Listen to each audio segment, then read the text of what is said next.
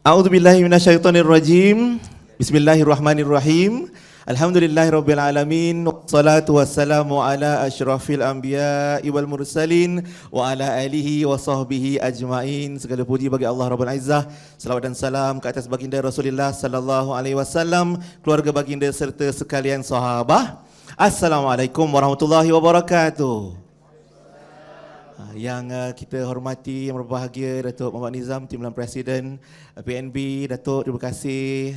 Seterusnya kita ucapkan terima kasih juga pada yang berusaha, Prof. Madya, Dr. Muhammad Azam Muhammad Adil, Ketua Pengarah Institut Kefahaman Islam Malaysia, barisan pucuk pimpinan PNB dan IKIM, seluruh warga dan keluarga besar PNB. Sihat semua, no? Alhamdulillah ya, Alhamdulillah. Kami yang macam Dr. Azam sebut tadi, rasa teruja bila berada di celah-celah bersama orang-orang kaya PNB, Dr. Azam, Dr. Syam. Dan Alhamdulillah kita tumpang berkat sebenarnya dengan mana dibawakan majlis Forum Bicara Ad-Din sempena dengan majlis menandatangani memorandum persefahaman antara PNB dan juga Institut Kefahaman Islam Malaysia IKIM. Moga-moga kerjasama ini dapat dieratkan lagi dalam meningkatkan, memperkukuhkan literasi kewangan di kalangan masyarakat Malaysia khususnya, insya-Allah. Dan tadi pengerusi majlis kita ada pantun. Saya pun simpan pantun. Tapi saya suka pembayang dengan maksud pantun yang awal tadi, bila disebut ikan puyuh dengan MOU. Cantik je pantun itu. Pandai tim PNB buat pantun. Gini bunyinya, pengat nangka memang manis, lebih manis serawa durian. Terima kasih Arif, pengerusi majlis. Selamat datang hadirin hadirat sekalian. Nah, itulah, bolehlah seadanya pantun kita untuk Forum Bicara Ad-Din kita hari ini. Bijak urus harta, itu tajuk kita hari ini. Akan menampilkan dua orang panelis. Pada hemat saya, dua orang yang cukup hebat ilmunya dalam bidang kewangan, dalam literasi kewangan Islam juga khususnya, yang mana tak lain tak bukan, pertamanya mewakili Institut Kefahaman Islam Malaysia, kita alukan Dr. Muhammad Hisham bin Muhammad, Fellow di Pusat Kajian Ekonomi dan Kemasyarakatan ataupun EMAS di IKIM. Dan seterusnya, Assalamualaikum Doktor, sihat kita? Alhamdulillah sihat ya, Alhamdulillah. Terima kasih Dr. Hisham. Yang khabarnya juga dapat manfaat lah daripada dana ataupun kerjasama dengan PNB ni dapat melaksanakan penyelidikan yang mana mungkin nanti Dr. Hisham akan kongsikan juga dengan kita ya. Dan seterusnya tetamu kita, panelis kita yang kedua, Dr. Ahmad Basri bin Ibrahim. Kalau ikut singkatan tu macam Dr. Abi, ABI, Dr. Ahmad Basri Ibrahim, Ketua Pengurusan Syariah PNB. Assalamualaikum Doktor. Terima kasih bersama Forum Bicara Ad-Din hari ini, Alhamdulillah.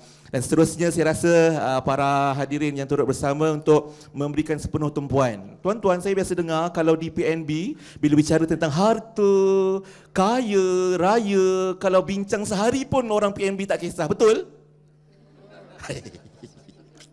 Ini semua anak-anak buah Dr. Basri ni mungkin suka berbicara tentang harta, tapi macam mana kita nak sama-sama menjadi bijak urus harta. Seronok tak tuan-tuan dan puan-puan sekalian kalau kita rasa kayanya kita di dunia? Seronok tak? Seronok ya. Dan kalau kita tahu kita bahagia tak kita kalau kita tahu kita kaya di dunia ni, tuan-tuan dan puan-puan sekalian? Bahagia ke bahaya? Itu pun nanti kita akan belajar sama-sama. Dan seronok tak kalau kita tahu kekayaan yang kita miliki di dunia ini juga turut menjadi landasan kita bahagia di syurga nanti. Bahagia tak?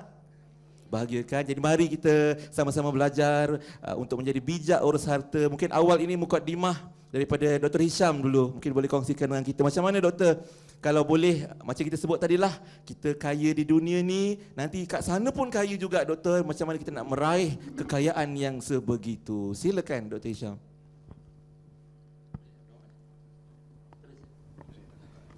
Bismillahirrahmanirrahim. Alhamdulillahirabbil wassalatu wassalamu ala asyrafil anbiya wal mursalin wa ala alihi wasahbihi ajmain. Terima kasih saudara Sofian ya. Mari. Yang berbahagia Datuk Muhammad Nizam Zainuddin, Timbalan Presiden dan Ketua Pegawai Kewangan Kumpulan PNB. Yang berbahagia Datuk Profesor Madya Dr. Muhammad Azam, Ketua Pengarah IKIM, Dr. Ahmad Basri, Barisan Pengurusan PNB, IKIM, tuan-tuan puan-puan yang saya hormati sekalian ya. Bersyukur kita kepada Allah Subhanahu Wa Taala kerana kita dapat berkumpul pada hari ini, dapat berwacana, dapat menghadiri majlis menandatangani MOU antara IKIM dan juga PNB, dan pada masa yang sama kita mendoakan saudara-saudara kita di Palestin dilindungi oleh Allah Subhanahu Wa Taala. Dan berkaitan dengan persoalan yang dikemukakan oleh saudara Sofian seperti tadi, bahawasanya harta tu bukan sahaja boleh memberi kebahagiaan di dunia, tetapi ia juga boleh memberi kebahagiaan di akhirat kalau kena caranya, ya. Sebenarnya sebagaimana yang kita tahu, ya, harta merupakan satu instrumen yang sangat diperlukan oleh manusia. Tanpa harta, orang kata wang bukan segalanya, tapi segalanya memerlukan wang. Kan? Tanpa harta kita tak boleh meneruskan kehidupan, tak boleh untuk membeli, menyediakan kediaman, pakaian, makan pakaian dan sebagainya. Begitu juga dengan kemudahan-kemudahan keperluan-keperluan asasi yang lain, pendidikan, kesihatan. Dan pengiktirafan terhadap pengiktirafan Islam terhadap kepentingan harta ini dapat kita perhatikan menerusi firman Allah dalam surah Al-Nisa ayat ke-5, di mana Allah Subhanahu Wa Taala berfirman, wala tu'tus sufaha amwalakum allati ja'alallahu lakum qiyama warzuquhum fiha waksuhum wa qulu lahum qawlan ma'rufa. Dan janganlah kamu serahkan kepada orang-orang yang belum sempurna akalnya akan harta mereka yang ada dalam jagaan kamu, harta yang Allah jadikan kepada kamu untuk sebagai asas pembangunan kehidupan, dan berilah kepada mereka belanja dan pakaian daripada pendapatan harta tersebut, dan juga berkatalah dengan mereka dengan kata-kata yang baik. Walaupun ayat ini merujuk kepada cara pengurusan harta anak yatim, tapi sebenarnya saya nak tarik perhatian kepada frasa allati ja'alallahu lakum qiyama, iaitu harta yang dijadikan Allah sebagai unsur pembangunan kepada kamu, ya. Maksudnya harta tadi memang kita perlukan untuk kita menyara kehidupan kita, untuk menafkah keperluan meneruskan kelangsungan kehidupan. Ya, betul. Dan secara fitrahnya manusia ini merupakan makhluk ciptaan Allah yang cintakan kesenangan harta. Saya rasa tak ada orang tak sukakan harta. Ada orang tak suka harta ke? Ada. Tak ada tak kat PNB ni? Kalau tak boleh ada, bagi saya. Betul. Dan dalam surah Ali Imran ayat ke-14 Allah berfirman, zuyyina lin-nasi hubbus syahawati minan nisa' wal banin wal qanatiril muqantarati minaz zahabi wal fiddati wal khaylil musawwamah wal an'am wal harth zalika mata'ul hayatid dunya wallahu indahu husnul ma'ab. Dijadikan indah pada pandangan manusia kecintaan kepada apa-apa yang diingini, yang merupa wanita-wanita, anak-anak, harta benda yang daripada emas, perak, kuda-kuda pilihan, binatang-binatang ternak dan juga sawah ladang. Itulah kesenangan hidup di dunia, dan di sisi Allah tempat kembali yang paling baik, ya. Dan disebabkan naluri dan fitrah manusia yang sedia ada ini, ya, kita ada macam bila kita ada naluri dan fitrah kepada harta, jadi kita punya pendekatan untuk mencari harta tadi, untuk mendapatkan harta tadi akan dipengaruhi. Kita akan terpengaruh dengan harta tadi, nak juga harta. Macam mana kita perlu cari harta? Dan ini dipengaruhi oleh sosio budaya kita lah, ya. Macam orang kapitalis, dia ada cara dia cari harta. Orang sosialis ada pendekatan dalam pengurusan harta mereka, dan kita sebagai orang Islam, kita ada cara kita menguruskan harta. Dan justru bagi memandu fitrah dan juga naluri manusia ini, Allah Subhanahu Wa Taala telah menetapkan pelbagai panduan untuk kita patuhi bagi memastikan kita ni tak menjadikan hawa nafsu sebagai panduan untuk kita mengumpul harta, panduan sebagai panduan untuk berekonomi dan sebagainya, ya. Dan justru itu dalam Islam kita ada pelbagai peraturan macam mana kita nak hasilkan harta, macam mana kita nak kumpulkan harta, macam mana kita nak belanjakan harta, nak sucikan harta, nak lindungi harta, nak agihkan harta. Dan dalam Islam suami kena cari nafkah, kan. Dan kita kena keluarkan zakat, dah ada harta kena keluarkan zakat, kita digalakkan bersedekah, berwakaf dan sebagainya. Dan begitu juga dengan peraturan bermuamalat, kan. Dekat kita ada cara nak melakukan mudarabah, untuk terlibat dalam syarikat, joint stock company, nak even nak berhutang pun ada peraturan yang ditetapkan oleh Islam, ya. Punyalah lengkap kita punya peraturan tentang berharta ni, hingga kan mati pun ada peraturan dia. Lepas mati macam mana kita nak bahagikan harta melalui hukum faraid. Dan hukum faraid merupakan satu hukum pembagian harta selepas mati yang paling lengkap yang ada pada manusia, yang diberikan oleh Allah Subhanahu Wa Taala kepada manusia.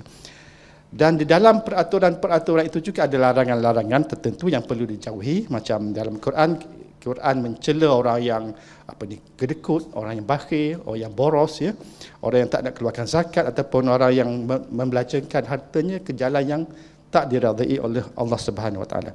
Dan dengan kata lain, Islam sebenarnya memberi penekanan kepada aspek penjagaan harta. Sebab itu dalam Islam dari awal lagi kita ada peraturan-peraturan yang memberi penekanan tentang pengurusan harta. Dan ini bukanlah sesuatu yang pelik, kerana dalam satu hadis Nabi ada bersabda, Nabi SAW ada bersabda, pada akhir zaman nanti manusia harus menyediakan harta untuk menegakkan urusan dunia, urusan agama dan juga urusan akhirat mereka.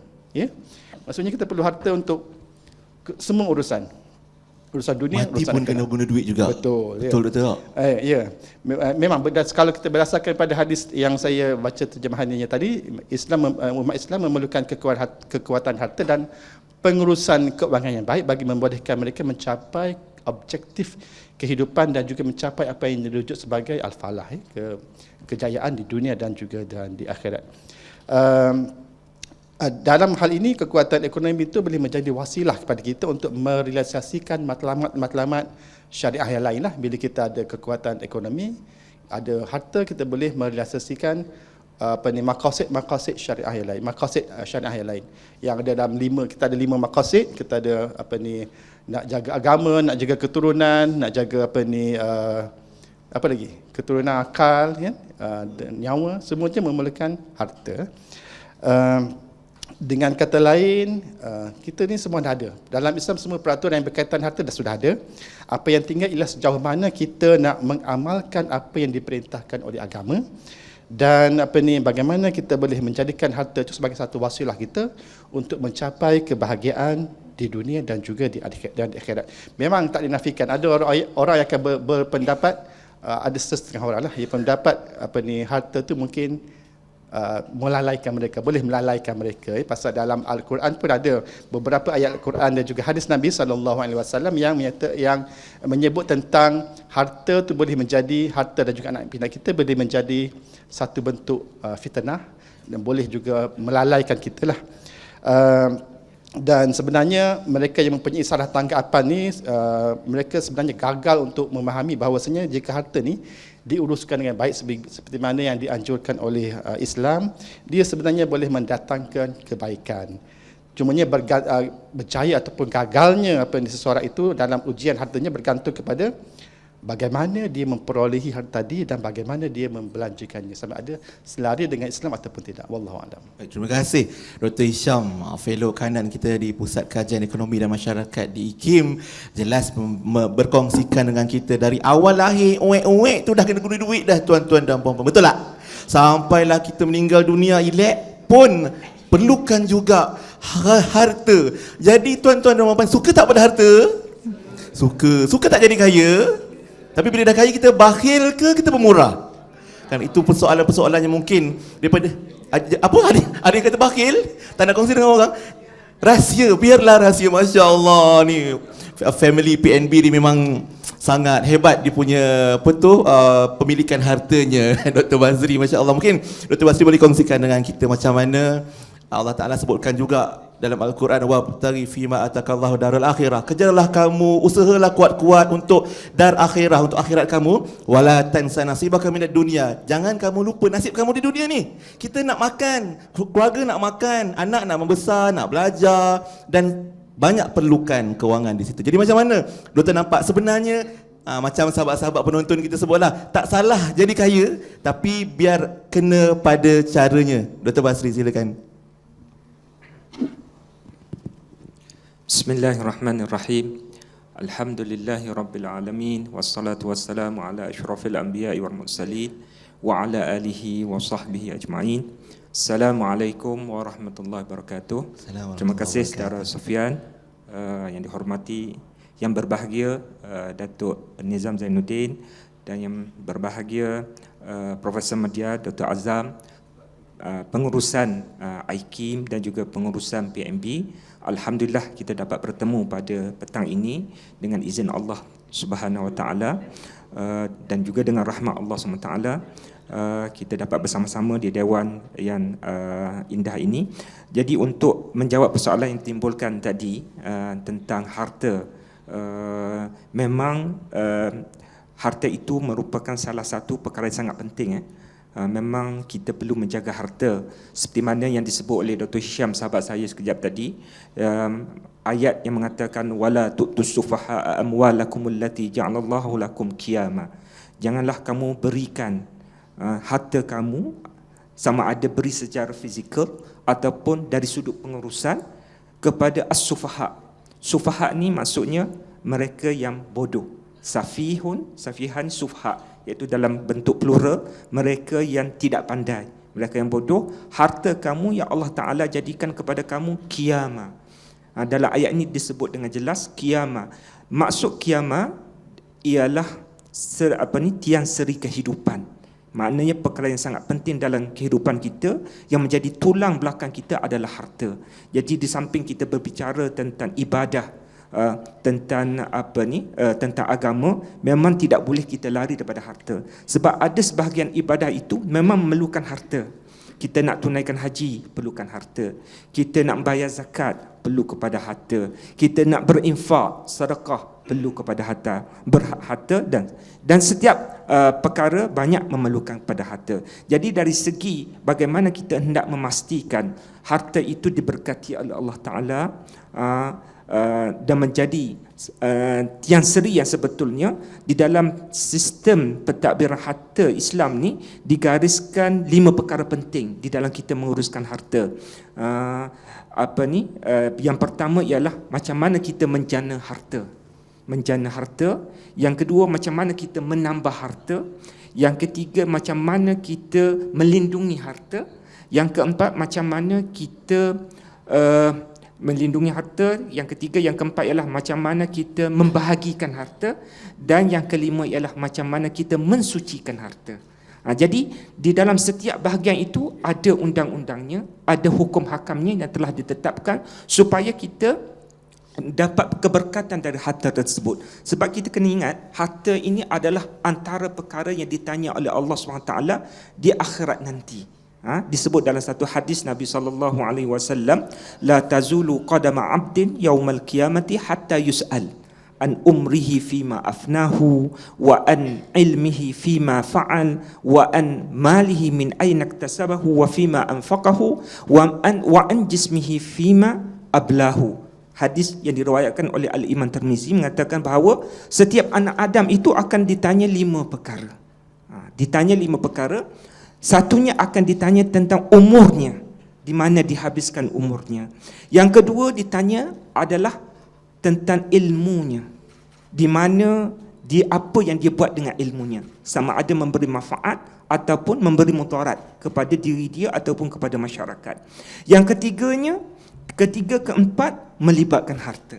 Kita ditanya tentang hartanya, min aina iktasabahu, mana sumbernya, mana datang harta tersebut. Dan yang keempat ialah wa fima anfaqahu, di mana dibelanjakan harta tersebut. Jadi ilmu tidak ditanya dari mana datang, sebab kita tak tanya. Allah tak tanya kita ilmu ni datang daripada orang Islam ke orang kafir, tak. Saya takut kita duk baca ramai jawab nanti dari YouTube, Google je ilmu kita. Ya Allah, risaunya lah. Tak tanya dari mana sumber, masya-Allah. Gunalah Syekh Google, Syekh YouTube ke, apa Syekh pun boleh pakai. Selagi mana ilmu, sebab yang pentingnya ditanya adakah apa yang dia buat dengan ilmu dia, sama ada memberi manfaat ataupun tidak memberi manfaat. Sebab itu antara doanya yang diajar oleh Nabi SAW, kita doa antara yang kita minta lindung daripada Allah Ta'ala ialah wa min ilmin la yanfa', kan, daripada ilmu yang tidak memberi manfaat. Tetapi dari segi harta ditanya kedua belah pihak, datang dari mana dan di mana dibelanjakan. Itu kepentingan harta, di mana sumbernya dan di mana kita belanjakan pun ditanya oleh Allah Subhanahu Wa Taala. Dan yang kelima ialah akan ditanya tentang jisim kita ataupun jasad kita, anggota tubuh badan kita, di mana kita menggunakan anggota tubuh badan kita. Jadi dalam hadis ini jelas mengatakan bahawa harta yang kita kumpul, dari mana datangnya harta dan ke mana kita belanjakan, akan ditanya oleh Allah SWT dan akan menentukan nasib kita di akhirat nanti. Jadi sebab itu dalam Islam, pertamanya macam mana ditetapkan ada hukum hakam, macam mana kita hendak menjana kekayaan, wealth creation, macam mana kita nak mencipta kekayaan dari segi pekerjaannya, mestilah daripada halal, tidak melibatkan rasuah. Dan kita lihat ada banyak-banyak ayat dan juga ayat Al-Quran dan juga hadis yang memberi etika ataupun yang memberi panduan kepada kita apa yang boleh buat, apa yang tidak boleh buat, apa yang tidak boleh buat. Sebagai contohnya, la'anallahu rashi wal murtashi. Dalam satu hadis Nabi bersabda, Allah telah melaknat orang yang mengambil rasuah, rashi memberi rasuah, wal murtashi dan mengambil rasuah. Dua-dua dilaknat. Jadi kita kena pastikan di dalam kita mencari harta, mencipta harta, menjana pendapatan, kita kena elakkan perkara yang haram seperti rasuah ataupun mengambil ataupun memberi rasuah. Selain itu, ahallallahu al-bai'a wa ahallallahu al-bai'a wa harrama riba. Dihalalkan jual beli tetapi diharamkan riba. Diharamkan juga gharar. Dalam kita membuat muamalah ini tidak dibenarkan untuk berlaku gharar, uncertainty, ketidakketentuan di dalam subjek matter ataupun barang yang kita jual ataupun kita beli dan sebagainya. Itu ada hukum hakam yang telah ditetapkan dalam Islam, macam mana kita menjana pendapatan. Yang kedua, macam mana kita menambah pendapatan, iaitu dengan cara investment. Iaitu ada juga hukum hakam tentang pelaburan. Ada akad musyarakahnya, ada akad mudharabahnya, ada akad wakalahnya dan pelbagai akad yang telah ada ditetapkan oleh para ulama kita, dibincangkan dan sehingga sekarang pun kita guna pakai dalam bentuk sukuk, dalam bentuk saham dan sebagainya, pelbagai akad. Itu semua adalah untuk menambah kekayaan. Peraturan untuk menambah kekayaan. Itu yang kedua. Yang ketiga ialah macam mana kita melindungi kekayaan, iaitu dengan takaful. Ada takaful family, ada takaful general takaful, ada family takaful, yang mana kita boleh jadi partisipan, menjadi di dalam produk-produk takaful itu untuk melindungi kekayaan kita bila berlaku kemalangan dan sebagainya. Dan ada caranya untuk melindungi, ada instrumennya yang telah dibenarkan, iaitu melalui takaful. Itu yang ketiga. Yang keempat ialah Islam juga mengajar kita macam mana kita membahagikan kekayaan. Itu dengan cara faraid, dengan cara hibah, dan sekarang ini ada hibah amanah dan sebagainya, supaya mereka yang kita tinggalkan setelah kita mati ini, mereka yang layak mendapat harta tersebut, diberikan kepada siapa, adik-beradik, kepada anak, kepada isteri, kepada ibu yang masih hidup ataupun ayah yang masih hidup. Semuanya ada hukum. Ada hukum dipanggil ashabul furud, ada ashabul asabah dan sebagainya. Semuanya demi untuk menjaga kebaikan dan menjaga harta itu supaya tidak jatuh kepada orang-orang yang disebut dalam ayat tadi, orang-orang yang tidak pandai, orang-orang yang bodoh, sufhat tadi. Itu cara pembahagian harta. Dan yang kelimanya ialah macam mana kita mensucikan harta, iaitu dalam kita mencari harta, menambah harta, melindungi harta dan sebagainya, perlu ada elemen juga, iaitu macam mana kita mensucikan harta, iaitu dengan cara zakat. Kita membayar zakat, kita buat wakaf dan sebagainya. Itu semua instrumen yang telah ada, yang ada hukum hakamnya, telah ditetapkan oleh Islam, bagaimana kita mensucikan harta kita. Dan pada masa yang sama itu dianggap sebagai social finance ataupun menjadi CSR kepada mereka yang tidak dapat menjana harta, tidak dapat menambah harta. Jadi ada habuannya daripada orang yang berharta ini dengan cara kita membayar zakat kepada mereka yang memerlukan, kita membuat wakaf yang menjadi maslahat umum dan sebagainya. Jadi itu adalah pengurusan harta yang saya rasa cukup jelas dan sangat baik untuk kita ikuti, kerana itu menjamin keberkatan, untuk mendapat keberkatan daripada Allah Ta'ala. Daripada awal, daripada 1, 2, 3, 4, 5 saya sebut tadi, semuanya ada hukum hakamnya.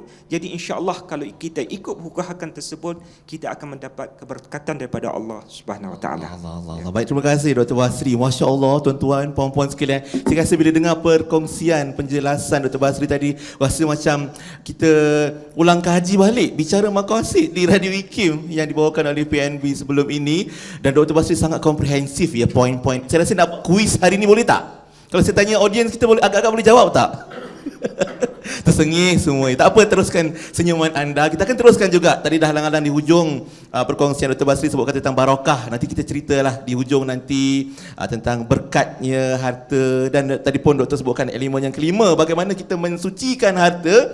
Itu yang kita nak bagi dekat Dr. Hisham pula sambung. Tapi sebelum kita sambung ataupun kita bawa ke pusingan kedua Forum Bicara Ad-Din hari ini, Bijak Urus Harta, yang kita bawakan hari ini sempena majlis menandatangani memorandum persefahaman antara PNB dan juga IKIM. Mungkin Dr. Syam sebelum ni buat pendidikan apa agaknya? Apa fokus pendidikan kita yang dananya turut disokong oleh PNB? Kalau Dr. Syam boleh kongsi sikit.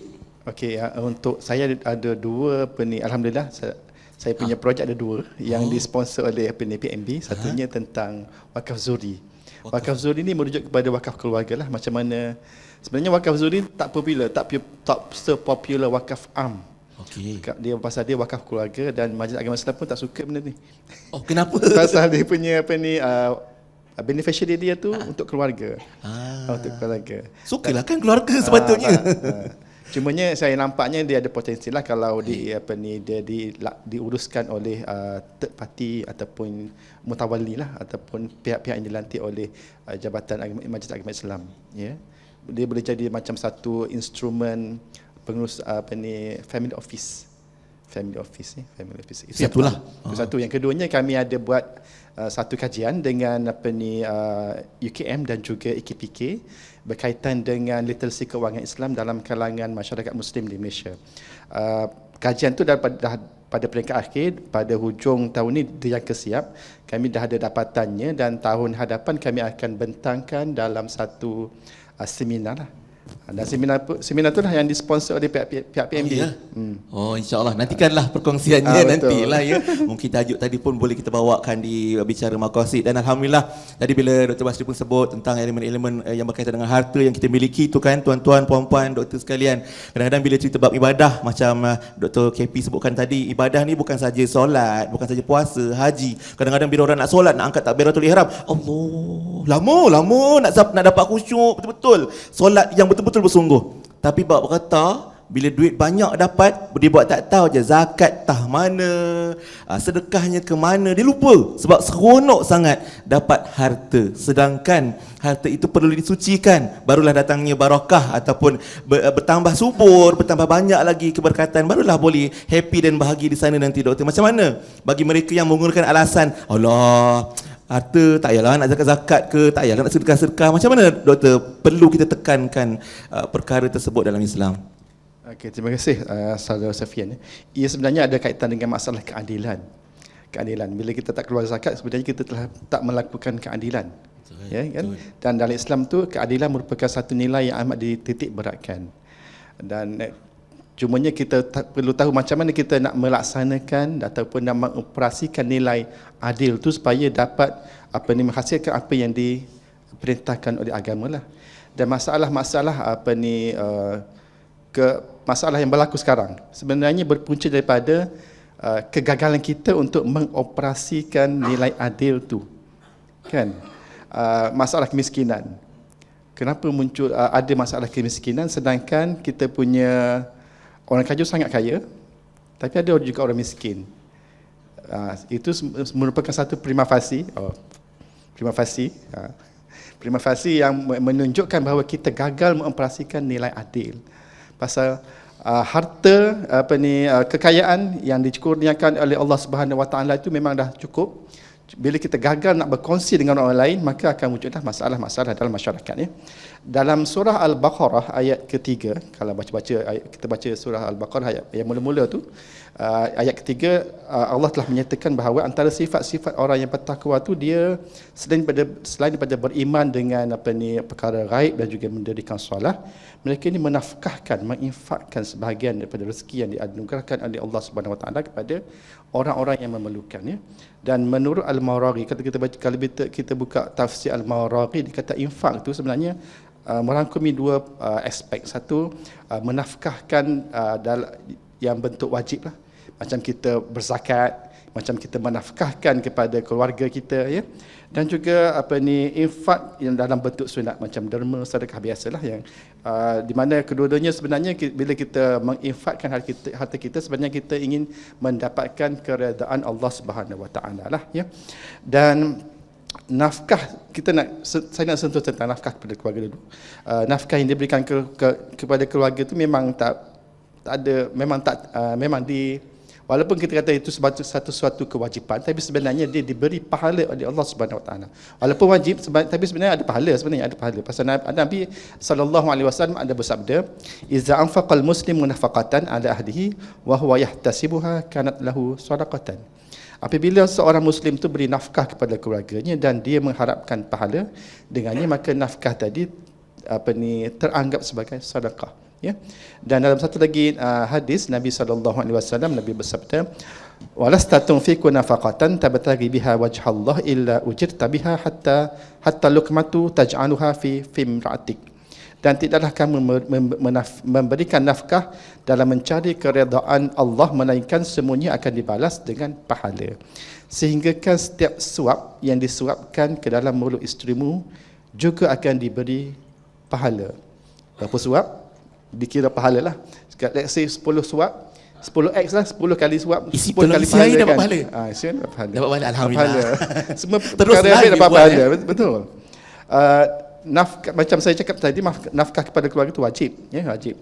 Tapi dikategorikan juga sebagai sedekah, sebagai satu galakan kepada kita untuk buat yang wajib dulu, buat yang wajib kepada kaum kerabat. Lepas tu baru extend kepada yang luar di lingkungan keluarga kita lah, ya. Dan menyentuh tentang aspek infak kepada selain pada ahli keluarga, ya. Ini kita dapat lihat daripada aspek penciptaan manusia itu sendiri, ya. Dalam salah satu fitrah penciptaan manusia ni, kita diciptakan oleh Allah Subhanahu Wa Taala tak sama, kan? Macam Sofian handsome. Amin. Kan? Ada yang tulis kan tak baik penonton. Memang kita diciptakan tak sama, ya. Betul, Dan betul. benda ni ada disebut dalam Al-Quran, dalam surah Az-Zukhruf ayat ke-32, di mana Allah berfirman, "Ahum yaksimuna rahmata rabbik nahnu qasamna bainahum ma'isyatahum fil hayatid dunya wa rafa'na ba'dahum fawqa ba'din darajat liyattakhiza ba'dahum ba'dan sukhriya wa rahmatu rabbika khairum mimma yajma'un." Dan apakah mereka yang membahagi-bahagikan rahmat Allah, rahmat Tuhanmu? Kamilah yang menentukan kehidupan mereka dalam kehidupan dunia, dan kami telah meninggikan sebahagian mereka atas sebahagian yang lain beberapa darajat, agar sebahagian mereka dapat memanfaatkan sebahagian yang lain, dan rahmat Tuhanmu lebih baik daripada yang mereka kumpulkan. Dan maksud ringkasnya di sini ialah Allah menjadikan kita tu ada yang kaya, ada yang fakir, ada yang kuat, ada yang lemah, ada yang pandai, ada yang famous, ada yang tak famous, kan? Dan semua tu untuk mewujudkan unsur kerjasama antara mereka, ya. Dan rahmat Allah yang disebut tadi sebenarnya merujuk kepada Al-Quran yang diturunkan kepada Nabi Muhammad SAW, yang menjadi panduan dalam mengurus kehidupan kita. Dan dalam ayat ini juga disebut agar sebahagian kamu dapat memanfaatkan sebahagian lain. Maksudnya itu kerjasama. Kalau dalam konteks ekonomi, kita boleh mengatakan kerjasama ini mungkin boleh wujud dalam bentuk bagaimana orang kaya boleh membantu orang miskin. Macam kalau businessman dia bila dia mewujudkan satu perniagaan, dia sebenarnya boleh boleh gaji orang untuk bekerja, ya, boleh gaji untuk orang untuk bekerja. Dan kerjasama ni sebenarnya bukan berlaku dalam perniagaan saja, dia juga boleh berlaku dalam aspek-aspek lain lah. Dan apa yang menjadi isu sekarang ialah masalah ketaksamaan yang dari segi agihan kekayaan, ya. Orang kaya itu terlalu kaya, bos terlalu kaya, tapi dia punya pekerja dia terlalu mungkin dia punya gaji tak cukup dan sebagainya, ya. Dan ketidaksamaan ini bukanlah sesuatu yang baru. Kalau kita baca laporan yang dibuat oleh Oxfam, tuan-tuan biasa dengan Oxfam, ya. Oxfam ni satu pertubuhan yang berpekalan di di UK yang mengkaji tentang masalah kemiskinan di seluruh dunia. Dia buat kajian tahun ini kajian lepas masa time COVID dulu. Dia kata pada tahun 2000 tu Oxfam mengeluarkan laporan ada daripada 2,153 orang jutawan dunia dikatakan mempunyai kekayaan, kalau kita gabungkan kekayaan 4.6 bilion orang satu dunia itu baru sama dengan kekayaan 2,153 orang jutawan. Bayangkan 4.9 bilion orang sama dengan kekayaan 2,000 lebih orang jutawan, ya. Dan Oxfam juga dia buat kajian mendapati 1% penduduk terkaya dunia mempunyai kekayaan mempunyai 2 kali ganda kekayaan yang dimiliki oleh 6.9 bilion penduduk dunia, ya. Dan Oxfam ada lagi dia punya satu finding yang menarik. Dia kata kalau kita mula berjimat 10,000 US dollar lah sehari sejak pembangunan piramid di Mesir. Piramid di Mesir ni bermula tahun 2054 sebelum Masihi, BC, ya. 2504 sebelum Masihi. Time tu masa baru mula piramid. Kalau kita start kumpul masa time piramid itu mula dibina, sampai sekarang kita hanya boleh menyamai 1/5 daripada kekayaan 5 orang bilioner terkaya di dunia. Tak cukup lagi.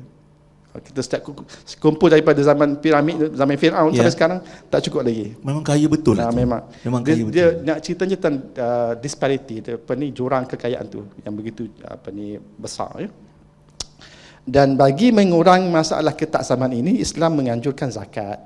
Kita ada sedekah, kita ada wakaf. Ini bagi memastikan harta tadi tak beredar dalam kalangan orang kaya saja. Dan dalam konteks umum, zakat itu merupakan mekanisme pembagian harta yang menduduki tempat ketiga dalam hierarki rukun Islam, kan. Lepas kita syahadat, kita solat, zakat, ya. Dan kebaikan unsur zakat juga merupakan satu bentuk dalam konteks keadilan sosial. Zakat ini merupakan pemindahan, satu bentuk pemindahan hak milik daripada pihak yang mempunyai lebihan kepada orang yang kurang berkemampuan. Tujuannya untuk memobilisasi sumber bagi memastikan orang yang tak ada peluang tu tadi dapat dia punya akses kepada sumber bagi meningkatkan kehidupan mereka. Bila kita tengok kepada unsur kemiskinan, jenayah dan sebagainya itu semuanya berpunca daripada antara faktor yang menyumbang kepada masalah kemiskinan jenayah itu kerana dia berpunca daripada masalah ketaksamaan agihan kekayaan yang wujud dalam masyarakat lah. Tapi bila kita ada instrumen tertentu yang boleh memobilisasi sumber-sumber yang ada bagi so that orang yang yang tak ada sumber tu boleh gunakan bagi tujuan yang produktif lah. Mereka boleh gunakan sebagai modal untuk memulakan perniagaan dan juga seterusnya membaiki kehidupan mereka. Bila kehidupan mereka meningkat, masalah-masalah sosial itu mungkin akan berkurangan lah, ya. Itu sebagai ringkas tentang masalah keadilan sosial yang boleh saya kongsikan di sini. Masya Allah, itu besar hikmahnya bila kita dapat tunaikan tanggungjawab dalam ibadah harta, Doktor, ya. Ini yang kita dapat tunaikan, zakatnya, sedekahnya, nafkahnya dan pelbagai lagi. Sebab tu tuan-tuan dan puan, bila ada harta, cubalah kita buat taksiran harta kita supaya pergi kaunter zakat, tanya, bang, saya punya pendapatan banyak ni bang, harta saya banyak ni tuan. Ustaz lah kan sebab kaunter zakat, ya. Lepas tu kira-kira tengok berapa zakat saya kena bayar. Sekali kira-kira tengok lah tuan asnaf rupanya tak cukup haul nisab. Dapat pula, kan. Itu nak kata adil dan saksamanya Islam. Ada Pernah cuba tak pergi kaunter zakat? Tak pernah kan? Cubalah. Bukan suruh jadi asnaf, tidak. Tapi dalam masa yang sama, ibadah harta yang kita tunaikan ini manfaatnya sangat besar, hikmahnya sangat besar. Semua dapat menikmati hebat dan indahnya Islam dalam kebijaksanaan mengurus harta. Cakap tentang ilmu, Dr. Basri sekarang ni orang advance dekat media sosial. Kalau dulu awal-awal zaman-zaman viral, orang cuma tulis pinjam 100, pinjam dulu bayar nanti. Dia punya advance, orang buatkan lagu. Pinjam 100 Nur Nilam Sari, pinjam dahulu bayar nanti. Tapi Masya Allah, ramai juga di kalangan kita yang ilmunya cukup tinggi, cukup bagus. Dia tambah, pinjam 100 ini bayar, pinjam dulu bayar nanti adalah satu jenis contoh qardul hasan. Oh, pinjaman ihsan. Betul tak?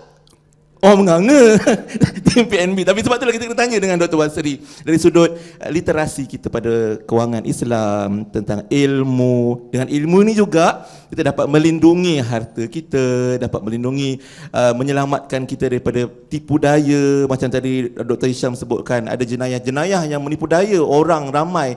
Berapa ramai dah kena scammer semua kan? Macam mana pada pandangan doktor? Kita kena bijak urus harta dengan ilmu, Dr. Basri. Ya, terima kasih Saudara Fian. Dari segi bijak menguruskan harta untuk mengelakkan penipuan, kalau kita lihat menjadi sunnatullah, kan, di mana-mana sahaja kita pergi akan ada orang yang defisit dan akan ada orang yang surplus, ada duit lebih, kan. Bukan sahaja di Malaysia, even kalau kita pergi di negara kaya di US, di UK pun, adakah semua orang kaya di US? Kan? Adakah semua orang kaya di UK? Tak. Kerana sunnatullah akan ada orang yang tak cukup duit, dia panggil unit yang defisit, dan akan ada orang yang lebih duit. Jadi biasanya orang yang tak cukup duit ni, dia akan buat pembiayaan, buat loan kan, buat pembiayaan. Dan bagi yang kaya pula, dia akan buat investment. Kan? So semua itu memang setiap negara yang mana kita pergi, semua ada yang tak cukup duit dan pada masa yang sama ada yang lebih duit. Sebab itu kita perlukan kepada sistem kewangan. Dan sistem kewangan ni yang mengatur di antara defisit dengan surplus ni adalah sebagai contoh bank. Dia ambil duit daripada orang kaya, deposit, dan dia bagi financing kepada orang yang buat financing, nak beli rumah, nak beli kereta. So deposit daripada kaya bagi kepada yang memerlukan financing. Itu sistem yang ada. Dengan kemudian secara direct dengan capital market dan sebagainya. Jadi itu sistem yang ada. Maknanya di mana-mana sahaja, di zaman mana pun akan ada dua golongan ini, iaitu ada yang tak cukup duit dan ada yang lebih duit. Dan inilah yang diambil kesempatan oleh scammer. Sebab dia tahu setiap masa akan ada orang kaya. Sebab baru dapat pencen kan.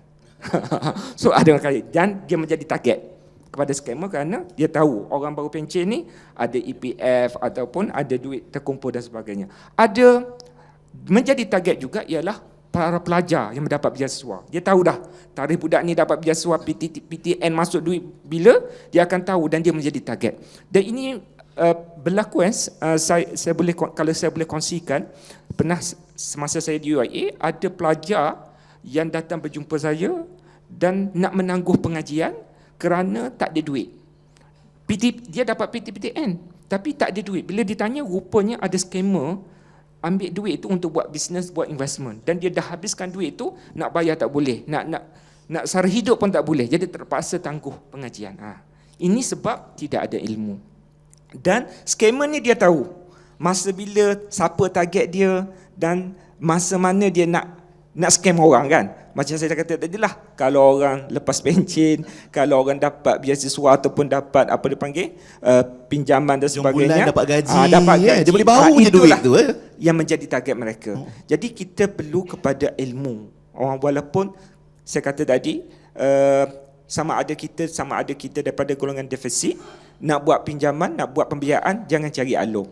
Kan sebagai contoh, mesti melalui saluran yang patuh undang-undang, dan bagi orang Islam patuh syariah. Itu dua perkara yang perlu diambil pertimbangan sebelum kita membuat sesuatu pembiayaan, iaitu pertama patuh undang-undang dan yang keduanya patuh syariah. Begitu juga bagi orang kaya.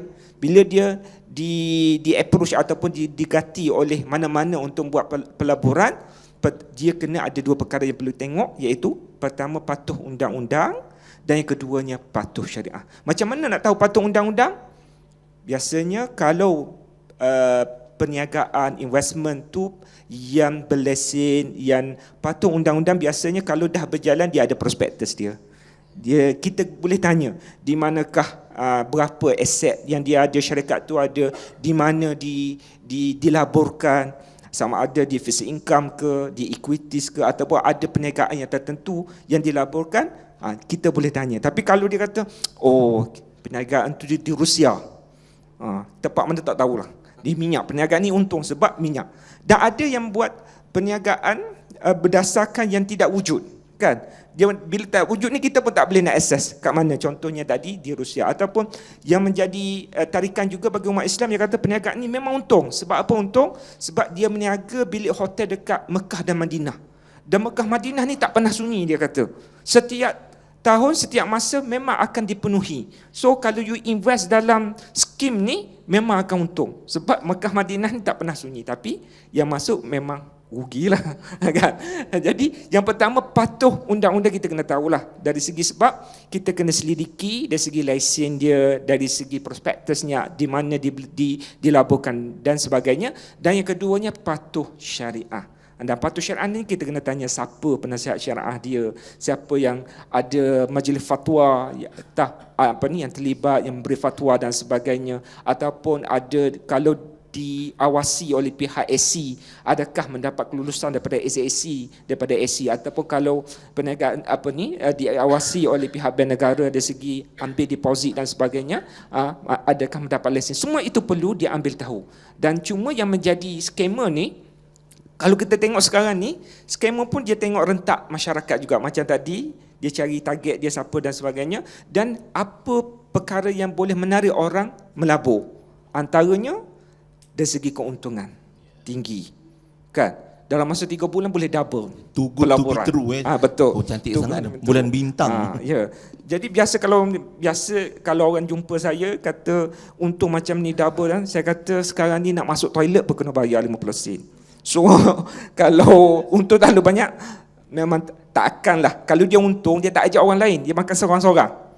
Tapi kalau dia ajak orang lain tu something wrong lah, kan? Jadi itu pertama yang kita kena tengok ialah dari segi pertama dia dari segi keuntungan yang tertinggi dia akan tawarkan.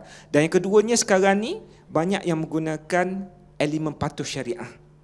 Dia letaklah gambar siapa-siapa sebagai Doktor pernah jadi poster patuh syariah bersama Dr. Basri, pernah tak? Belum lagi lah. Jangan doktor. Itulah itu pun scammer juga. Ya, itu betul scammer. Dia letakkan selebriti, kalau pernah. saudara yang Pernah, memanglah. kena, Dia akan cari selebriti, dia tak akan cari macam saya lah. Cari juga. Dia akan cari selebriti ni sebab mereka inilah menarik pelabur untuk melabur, dia menjadi mangsa. Jadi dia gunakan gambar-gambar, nama dan sebagainya untuk sebagai penariknya. Dan kita kena lihat juga yang menjadi tarikan dan mereka ni mungkin dah buat kajian. Kenapa mereka boleh tarik ni? Kerana mentaliti pelabur kita, terutama Bumiputera ni, dia hendak investment yang high return, no risk. High return, no risk. Yang returnnya kalau kita kata ASB 4%, 5%, nothing bagi dia. Kata Allah sikit sangat tu, 4%, 5%, setahun dia kata. Yang ni 3 bulan 10%, kan? So dia nak yang high return, dan yang tak nak no risk langsung. Akhirnya memang rugilah. Bila dia nak yang no risk ni, memang akan rugi. Sebab tidak ada dalam dunia ni, kita kena ingat, tidak ada dalam dunia ni yang boleh bagi tawaran high return no risk. Sebab dan sifir pelaburan ni ialah low risk low return, high risk high return, kan? Kalau you nak return tinggi, you kena tanggung risiko yang tinggi. Tapi kalau you tak nak tanggung risiko yang tinggi, kenalah memadai dengan return yang rendah. Itu konsepnya. Dan dalam Islam pun disebut al-ghurmu bil-ghunmi, no pain no gain, kan? Kalau tak ada pain, you nak gain tak payah cakap. simpan buah bantal je lah. Kata apa? Jadi itu satu. Ataupun al-kharaj bid-dhaman. With profit come responsibility. So kalau you nak profit, mesti you kena tanggungjawab. Ada tanggungjawab, iaitu kalau rugi you kena tanggung. Tak boleh masa untung you ambil, masa rugi you tak nak tanggung. Itu adalah konsep-konsep yang perlu kita jelaskan, yang memang dah ada dalam Islam, yang memang kalau kita tengok memang dari segi realitinya begitu. Pelaburan ni memang akan ada berlaku, ada risikonya dan ada risikonya dan ada returnnya. Dan risiko dan return tu dia berkait rapat. Sebab itu kaedah-kaedah dalam Islam disebut dengan konsep-konsep yang disebut tadi untuk memandu umat Islam bahawa memang kalau kita nak melabur kena patuh syariah, patuh undang-undang, dan konsepnya ada risiko. Tak boleh nak untung semata-mata tetapi tidak tanggung risiko. Wallahu a'lam. Baik, terima kasih Dr. Basri. Masya-Allah. Satu pencerahan yang sangat bermanfaat untuk semua. Saya nampak tetamu kita semuanya mengangguk-angguk setuju, semua faham sebab mereka juga yang sentiasa committed dalam menyampaikan kefahaman pada pengurusan kewangan, pengurusan harta, termasuklah kita ucap tahniah dan terima kasih juga kepada PNB atas komitmen untuk mengukuhkan literasi kewangan dan juga menawarkan pelaburan yang patuh syariah macam Dr. Basri dah sebutkan tadi. Ada dua kena patuh. Apa tuan-tuan? Yang pertama patuh undang-undang, yang kedua patuh syariah. Masya-Allah, tahniah semua.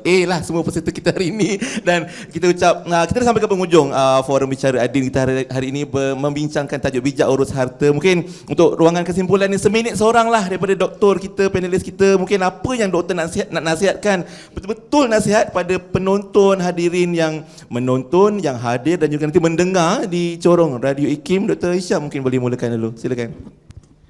Terima kasih Sofian. Harta, ada kalanya harta ni boleh mendatangkan musibah kepada kita. Ada kalanya dia boleh mendatangkan kebaikan kepada kita, bergantung kepada macam mana kita nak uruskan harta tadi.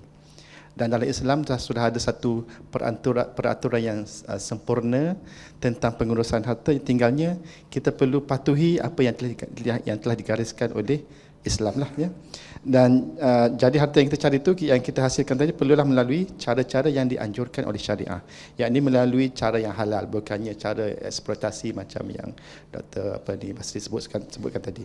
Dan pada masa yang sama kita tak boleh mengabaikan aspek infak, wakaf, sedekah semua tu, ya, di mana ia bukan saja boleh membantu kita membantu orang lain, tapi sebenarnya dia dapat membantu kita di alam sana. Kan, itu kita kena betul-betul faham. Kita bukan saja bantu orang di dunia, tapi sebenarnya lebih menjadi bekal kepada kita di akhirat nanti. Dengan kata lain, jika digunakan seperti mana yang dianjurkan oleh syariah, harta itu boleh membantu kita untuk meningkatkan pengabdian kita kepada Allah Subhanahu Wa Taala dan juga membantu kita di akhirat nanti. Wallahu a'lam. Amin, insya-Allah. Terima kasih Dr. atas nasihat tersebut, ya. Jadi tak patutlah yang viral duk sujud sebelah tu ada duit tu tak patut. Bukan begitu caranya, tapi ada cara yang sebaiknya yang Islam dah gariskan yang sepatutnya kita ikut. Dr. Basri, silakan kesimpulan kita. Bagi saya untuk mengurus harta ini kita perlukan kepada ilmu lah. Ilmu tu sangat penting, terutama financial literacy lah, yang melibatkan pengurusan harta ini sangat penting.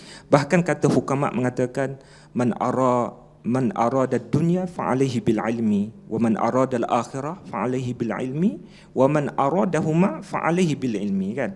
Dia kata siapa yang hendakkan dunia maka wajib kena cari ilmu. Siapa kena akhirat wajib kena cari ilmu juga. Jadi dan siapa nak kedua-duanya, dunia akhirat, fa alaihi bil ilmi, sudah tentu wajib kena cari ilmu. Jadi ilmu tu sangat penting, dan selain ilmu ialah setelah kita ada ilmu ialah kita kena ada perancangan. Untuk mengurus harta ini kena ada perancangan, dan perancangan yang terbaiknya ialah kita, kalau disebut biasa di PNB ni kita bercakap perancangan harta ni 5 perkara. Dan 5 perkara nak mudahnya Islam, ISLAM, Islam. Apa dia? Income, I itu income, S spending, L liability, A asset, 4 moderation. Jadi kita kena rancang income kita. Bila kita rancang income, berapa kita masuk dan sebagainya, maka kita boleh rancang spending kita.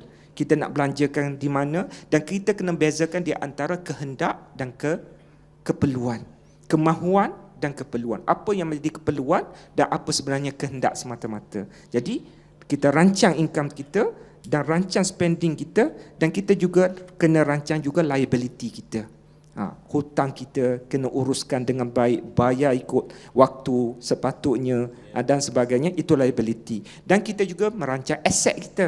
Kita beli, kita perbagaikan aset kita bukan sahaja dalam bentuk financial instrument, tetapi dalam bentuk aset-aset yang bersifat property dan sebagainya, itu perlu juga perancangan. Tapi kalau kita habiskan semua harta kita dekat aset, ada masalah juga. Dan masalah dari pengurusan kecairan pula akan menjadi satu masalah. Dan jadi perlu juga pada perancangan. Dan yang terakhirnya ialah moderation.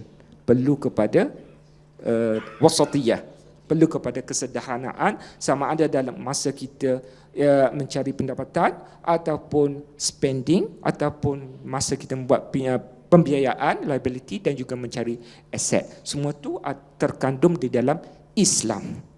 Wallahu a'lam. Wah, Masya Allah, cantik prinsip-prinsip atau rukun-rukun, itu rukun Islam tu yang dikongsikan Dr. Basri untuk kesimpulan dan ingatan bersama. Kita punya bekalanlah ilmu. Itu juga yang Nabi SAW sebutkan, man salaka tariqan yaltamisu fihi ilma sahalallahu lahu tariqan ilal jannah. Maknanya dalam apa saja bidang, bila Nabi SAW sebutkan siapa yang menelusuri jalan yang ada padanya ilmu, tak kira lah ilmu apa-apa doktor ya, termasuk ilmu pengurusan harta, pengurusan kewangan, maka Allah Ta'ala akan mudahkan jalannya nanti menuju ke syurga. Jadi insya-Allah moga-moga dengan harta yang kita ada, tuan-tuan dan puan-puan, kekayaan yang Allah kurniakan, rezekikan untuk kita semua ini, kita manfaatkan sebaik mungkin. Ikut panduan apa yang dua orang doktor kita kongsikan, Dr. Hisham, Dr. Basri. Terima kasih banyak-banyak untuk perkongsian hari ini, dan moga-moga apa yang dimanfaatkan tu dapat juga jadi manfaat, memudahkan jalan kita menuju ke syurga nanti, insya-Allah. Itu dia forum bicara Ad-Din kita hari ini bersempena dengan majlis menandatangani memorandum antara Permodalan Nasional Berhad PNB